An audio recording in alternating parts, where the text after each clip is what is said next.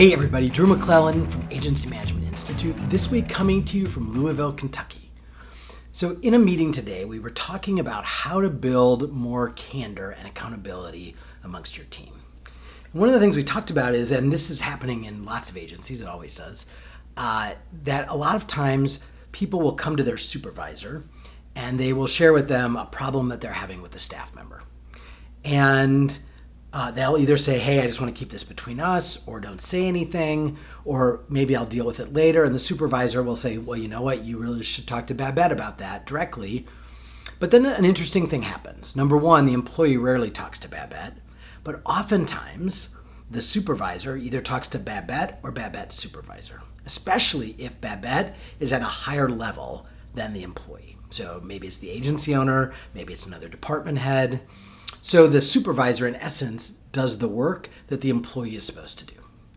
And so one of the ways that you can create a sense of accountability and candor inside your shop is to stop creating that game of telephone tag.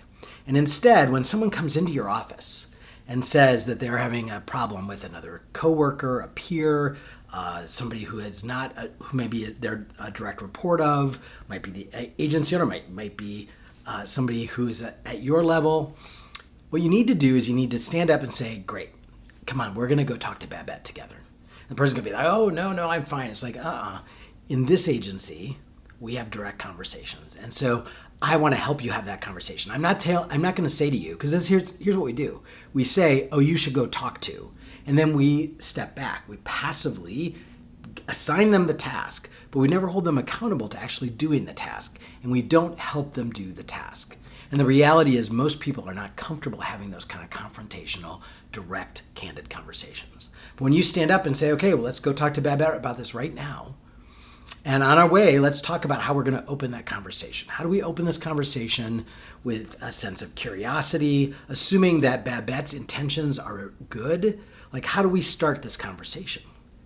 And you begin to model and lead and coach people into having candid conversations. So the reason why this works is a couple things. Number one, it teaches the employee that your office is not the place to just come and complain. So one of two things. They have to decide, is this important enough to complain about because I know he or she is going to make me go talk to Babette? Or am I just complaining to complain and then I'm going to keep my mouth shut because I don't want to talk to Babette about this? So you are going to create a different decision tree for your employees around whether or not they complain about their coworkers, number one. Number two, you're going to coach, model, and lead candid conversations. And you're going to do that by A, coaching them, or B, sitting down and let's say they're silent and they don't say anything. You can just say, you know what, Babette, John and I were just talking and he was saying that that the meeting today didn't go very well and we were curious. Help us understand from your perspective what didn't go right. Was John ill-prepared? What happened in terms of the meeting, and how could it have been better? So again, instead of going in and going, why didn't that work or whatever, you're going to model the right kind of behavior because a lot of your employees have never seen it. Let's face it, in a lot of families, candid conversations don't happen. And so if the employee isn't somebody who's just naturally candid or comfortable having confrontational conversations or difficult conversations, they may not have had very many of them.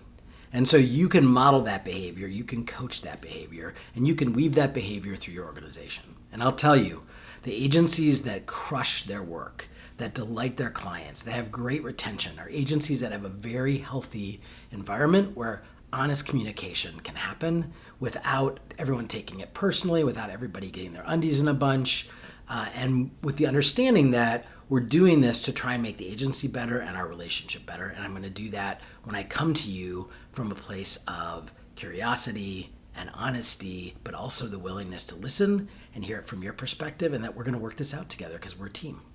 So don't let them come in your office and complain, and just stop there. And do not passively say, oh, you should go talk to Babette.